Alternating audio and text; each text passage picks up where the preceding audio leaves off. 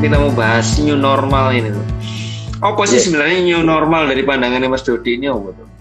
Melakukan kewajaran dengan pola baru lah, kira-kira begitu. Kondisi yang baru. Kewajaran, jadi begini. Kalau dulu kan kita setiap hari pakai masker gitu ya. Kemudian kemana-mana setiap hari bawa hand sanitizer gitu kan, sesuatu yang tidak normal gitu. Tetapi kewajiban sekarang dengan kondisi pandemi COVID-19 ini, yang namanya masker, kemudian hand sanitizer, cuci tangan, itu menjadi habit, harus menjadi habit betul. Karena apa? Ini pendapat awam tentang medis saya ya, tentang COVID gitu ya. Walaupun saya juga membaca literasi di beberapa informasi gitu, sepertinya virus ini tidak akan hilang gitu. Konon katanya bahkan virus ini sudah ada ratusan tahun yang lalu yang sekarang muncul gitu kan. Cuman belum ditemukan vaksinnya. Nah, saya setuju dengan pola new normal. Kalau saya pribadi, saya setuju dengan pola new normal karena saya mengalami, Mas Nyo juga mengalami, masyarakat juga mengalami. Begitu awal itu ada lockdown, gitu. Itu kan kehidupan sosial ekonomi betul-betul mempunyai efek yang luar biasa. Nah, tidak setiap negara mampu menahan lockdown ini dengan kekuatan seperti di Jepang atau di Cina.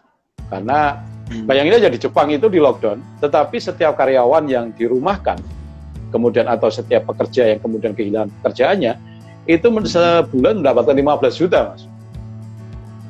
Negara kita, negara yang lain, Amerika saja nggak sanggup untuk melakukan hal semacam itu. Maka menurut saya pilihannya ya new normal dengan kebiasaan baru tadi, dengan physical distancing, dengan kebiasaan rutin selalu cuci tangan, kemudian pakai masker, walaupun itu sesuatu yang tidak apa namanya, tidak menjamin lah ya, tidak serta-merta kemudian itu bisa dilakukan, tetapi kita harus berusaha melakukan itu. Nah, seperti di Jogja misalnya, kehidupan Jogja ini ditopang oleh pendidikan dan pariwisata.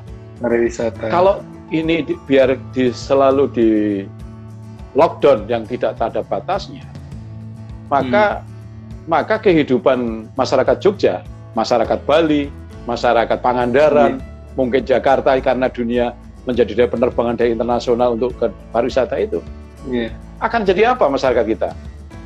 Kita akan mengurung terus di rumah, kan tidak mungkin. Dunia training juga harus berjalan karena kehidupan kita harus berjalan. Nah, menurut saya kebiasaan baru dengan new normal, dengan habit kesehatan, dengan protokol kesehatan tetap harus mulai menjadi kebiasaan masyarakat kita, tetapi kehidupan sosial ekonomi tetap harus jalan. Saya tidak menyalahkan bahwa kemarin ada lockdown, itu proses yang harus dilakukan. Karena kalau tiba-tiba kemudian kita tidak bisa melakukan satu perubahan 180 derajat gitu ya, dengan apa namanya new normal baru tanpa ada proses lockdown.